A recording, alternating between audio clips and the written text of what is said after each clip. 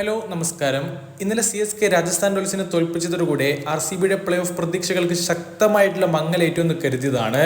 പക്ഷെ പിന്നീട് നമ്മൾ ഇന്നലത്തെ ആ ഒരു രാത്രിയത്തെ മത്സരത്തിൽ കാണുന്നത് എന്താണ്? ഡൽഹി ക്യാപിറ്റൽസിനെതിരെ 47 റൺസിന്റെ കിടിലൻ വിജയം RCB സ്വന്തമാക്കുന്നു.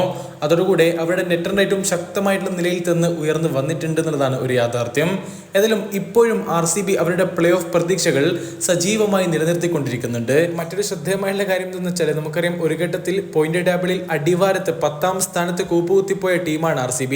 ആദ്യം കളിച്ച 8 മത്സരങ്ങളിൽ അവരാകെ സ്വന്തമാക്കിയത് ഒരേ ഒരു വിജയം മാത്രമായിരുന്നു, ബാക്കി 7 പരാജയങ്ങളും. എന്നാൽ പിന്നീട് കളിച്ച 5 മത്സരങ്ങളിൽ 5ലും കിടിലൻ വിജയങ്ങൾ സ്വന്തമാക്കിക്കൊണ്ട് ഒരു അസാധ്യം എന്ന് കരുതപ്പെട്ട അല്ലെങ്കിൽ ഒരു മാസ്മരിക കംബാക്ക് തന്നെയാണ് RCB സ്വന്തമാക്കിയതും.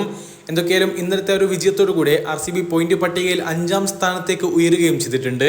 ചുരുക്കം പറയുകയാണെങ്കിൽ ഒരു ഒറ്റ സ്ഥാനം കൂടി മെച്ചപ്പെടുത്തുകയാണെങ്കിൽ പ്ലേ ഓഫിൽ കടക്കുന്ന ടീമുകളിൽ RCBയും ഉണ്ടാവും. എന്തായാലും RCB ഇനി പ്ലേ ഓഫിലേക്ക് എത്തുമോ? തീർച്ചയായിട്ടും ഓരോ RCB ആരാധകന്റെയും മനസ്സിൽ ഉയർന്നു നിൽക്കുന്ന ഈ ഒരു ചോദ്യത്തിന് കാൽക്കുലേറ്റർ എടുത്ത് മറുപടി കാണേണ്ട സമയം തന്നെയാണിപ്പോൾ. കാരണം ഇനി വരുന്ന CSK വേഴ്സസ് RCB തമ്മിലുള്ള പോരാട്ടം ക്രൂഷ്യലാണ്, അതിനിർണായകമാണ്. ഇന്നലെ രാജസ്ഥാൻ റോയൽസിനെതിരെയുള്ള ഒരു മത്സരത്തിൽ CSKക്ക് വിജയിക്കാൻ സാധിച്ചിട്ടുണ്ടായിരുന്നില്ലെങ്കിൽ RCBക്ക് കാര്യങ്ങളൊക്കെ കുറച്ചുകൂടി എളുപ്പമായേനെ.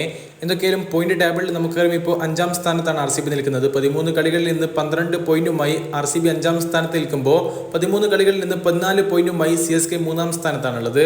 ഏതായാലും ഈ രണ്ട് ടീമുകൾക്കും ഇനി ഒരൊറ്റ മത്സരം മാത്രമാണ് ബാക്കിയുള്ളത്.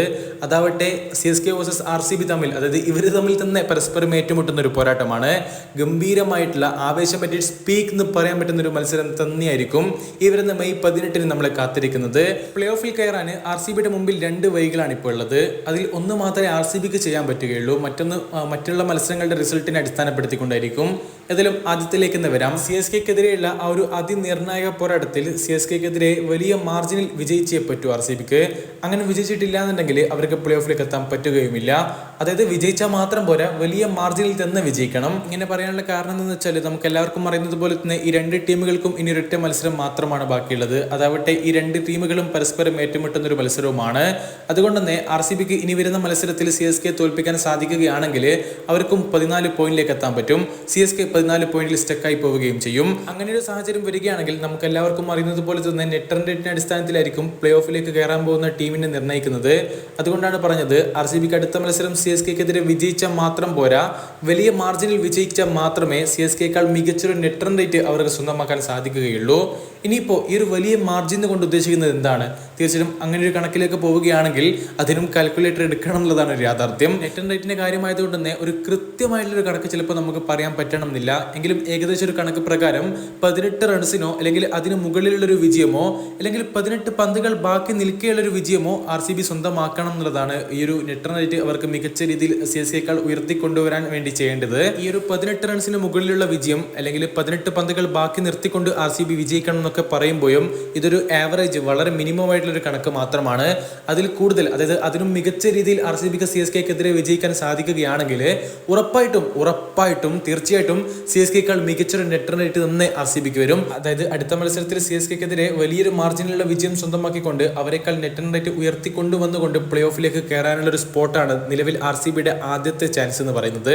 ഏതായാലും RCBക്ക് ഇപ്പോൾ +0.38 ആണ് നെറ്റ് റൺ റേറ്റ് ആയിട്ടുള്ളതെങ്കിൽ CSKക്ക് +0.52 ആണ്. അതെ, വലിയ തോതിലുള്ള വ്യത്യാസം തന്നെ നെറ്റ് റൺ റേറ്റിന്റെ കാര്യത്തിലുണ്ട്. എന്നാലും RCBക്ക് മോശമല്ലാത്തൊരു ഹെൽത്തി ആയിട്ടുള്ള നെറ്റ് റൺ റേറ്റ് തന്നെ നിലവിൽ അവർ മെയിൻറ്റെയിൻ ചെയ്ത് കൊണ്ടുപോകുന്നുണ്ട് എന്നുള്ളതാണ് അവർക്ക് ഇപ്പോഴും സാധ്യതകൾ ഏറെ വർദ്ധിപ്പിക്കുന്നതായിട്ട് നമുക്ക് പറയാൻ പറ്റുന്നത്. പക്ഷെ ഇങ്ങനെയൊക്കെ പറയുമ്പോഴും RCBയുടെ ആരാധകർ അധികമൊന്നും വലിയ സ്വപ്നങ്ങളൊന്നും ഇപ്പോൾ കാണാനായിട്ടില്ല. കാരണം മറ്റ് ടീമുകളുടെ റിസൾട്ട് കൂടി വന്നാൽ മാത്രമേ നമുക്കിത് കൃത്യമായിട്ട് പറയാൻ പറ്റുകയുള്ളൂ. പ്രധാനമായിട്ടും SRHന്റെയും LSGയുടെയും റിസൾട്ടുകൾ. ഇനിയിപ്പോൾ ഇങ്ങനെയൊക്കെ പറയുമ്പോഴും അവർക്ക് ചെറിയ തോതിലെങ്കിലും തടസ്സമായിട്ട് നിൽക്കുന്നത് LSG ആയിരിക്കും. കാരണം അവർക്ക് 2 മത്സരങ്ങൾ അവശേഷിക്കുന്നുണ്ട്. ആ ഒരു 2 മത്സരത്തിൽ ഒന്നിലെങ്കിലും അവർ തോറ്റാലേ RCBക്ക് എന്തെങ്കിലും സാധ്യതയും കാണുന്നുള്ളൂ. ചുരുക്കം പറയുകയാണെങ്കിൽ LSG ഇനി വരുന്ന 2 മത്സരത്തിൽ 2ലും വിജയിക്കുകയാണെന്നുണ്ടെങ്കിൽ അവർക്ക് RCBയേക്കാൾ ഉയർന്ന പോയിന്റ് ലഭിക്കും. അതുകൊണ്ട് തന്നെ അവർ പോയിന്റ് പട്ടികയിൽ RCBയേക്കാൾ മുകളിൽ കയറുകയും ചെയ്യും. അതോടുകൂടെ RCBയുടെ സ്വപ്നങ്ങളൊക്കെ പൊലിഞ്ഞു പോവുകയും ചെയ്യും. ഇതുകൊണ്ടൊക്കെ തന്നെ LSG ഈ വരുന്ന 2 മത്സരങ്ങളിൽ ഒന്നിലെങ്കിലും തോൽക്കുക എന്നുള്ളത് RCB സംബന്ധിച്ചിടത്തോളം പ്രധാനപ്പെട്ട കാര്യം തന്നെയാണ്. എന്നാൽ DCയും GTയും അവർക്ക് ഭീഷണിയാവുമോ എന്ന് ചോദിക്കുന്നവർക്ക് വേണ്ടി പറയുകയാണ്, ഒരു തരത്തിലും ഭീഷണിയാവാൻ പോകുന്നില്ല. കാരണം ഈ 2 ടീമുകൾക്കും ഇനി ഒരൊറ്റ മത്സരം മാത്രമാണ് ബാക്കിയുള്ളത്. ഈ 2 ടീമുകളും ഇനി എത്രയൊക്കെ മികച്ച വിജയം സ്വന്തമാക്കിയാലും RCBയുടെ നെറ്റ് റൺ റേറ്റിന് അടുത്തെത്താൻ പോകുന്നില്ല. അതുകൊണ്ട് തന്നെ ഈ 2 ടീമുകളും ഏതാണ്ട് പ്ലേ ഓഫിൽ നിന്ന് പുറത്തായി എന്ന് തന്നെ നമുക്ക് പറയാൻ പറ്റും. ഇനിയിപ്പോൾ RCBക്ക് പ്ലേ ഓഫിൽ കയറാനുള്ള മറ്റൊരു ഓപ്ഷൻ എന്താണെന്ന് വെച്ചാൽ SRHന്റെ കാര്യത്തിലാണ് വരുന്നത്. SRHന് ഇനി 2 മത്സരങ്ങൾ ബാക്കിയുണ്ട്. ഈ ഒരു 2 മത്സരത്തിൽ 2 കളികളിലും SRH തോൽക്കുകയാണെന്നുണ്ടെങ്കിൽ RCBയുടെ പ്രതീക്ഷകൾ വാനോളം ഉയരും. പക്ഷെ ഇവിടെ നമ്മൾ നേരത്തെ പറഞ്ഞ അതേ ഒരു ഫാക്ടർ തന്നെ നിലനിൽക്കുന്നുണ്ട്. അതായത് LSG ഇനി വരുന്ന അവരുടെ 2 മത്സരങ്ങളിൽ ഒന്നിലെങ്കിലും തോൽക്കണം. എന്നാൽ മാത്രമേ RCBക്ക് ഇനി എന്തെങ്കിലും സാധ്യതയുള്ളൂ. ഇത്ര നേരം പറഞ്ഞ കാര്യങ്ങളൊക്കെ വളരെ ചുരുക്കി വളരെ ഷോർട്ടായിട്ട് പറയുകയാണെങ്കിൽ RCBക്ക് ഇനി പ്ലേ ഓഫിലേക്ക് എത്താൻ അവരുടെ മുമ്പിൽ 2 വഴികളാണുള്ളത്. അതിലൊന്ന് LSG അവരുടെ വരുന്ന 2 മത്സരങ്ങളിൽ ഒന്നിലെങ്കിലും പരാജയപ്പെടണം. അതിനുശേഷം CSKക്കെതിരെയുള്ള അവസാന പോരാട്ടം RCB വലിയ മാർജിനിൽ CSKയെ തോൽപ്പിക്കണം. എന്നാൽ അവർക്ക് പ്ലേ ഓഫിലേക്ക് എത്താൻ എന്തായാലും സാധിക്കും. ഇനിയിപ്പോൾ അങ്ങനെ സാധിച്ചിട്ടില്ല എന്നുണ്ടെങ്കിൽ മറ്റൊരു ഭാഗ്യ ഫാക്ടർ എന്താണെന്ന് വെച്ചാൽ SRH ഇനി അവരുടെ വരുന്ന 2 കളികളിൽ 2ലും തോൽക്കണം.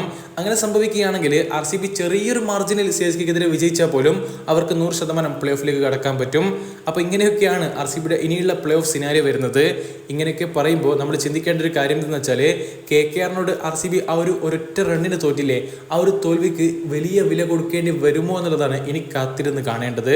കാരണം ഇത്രയും മികച്ചൊരു കംബാക്ക് നടത്തിയിട്ട് RCBക്ക് പ്ലേ ഓഫിൽ കയറാൻ പറ്റിയിട്ടില്ലെങ്കിൽ അത് വലിയ സങ്കടം തന്നെയായിരിക്കും RCBയുടെ ആരാധകർക്ക്. ഇവിടെ ഏറ്റവും ശ്രദ്ധേയമായിട്ടുള്ളൊരു കാര്യമുണ്ട്. നമുക്കറിയാം, പോയിന്റ് പട്ടികയിൽ ടോപ്പ് ഓർഡറിൽ മാത്രം കിടന്ന CSKയും അതുപോലെ തന്നെ ഒരു സമയത്ത് അടിവാരത്ത് കൂപ്പുകുത്തിപ്പോയ RCBയും തമ്മിലുള്ള ആ ഒരു അവസാന മത്സരമാണ് ഇവരിൽ ആര് പ്ലേ ഓഫ് കളിക്കണം എന്നുള്ളത് തീരുമാനിക്കുന്നത്.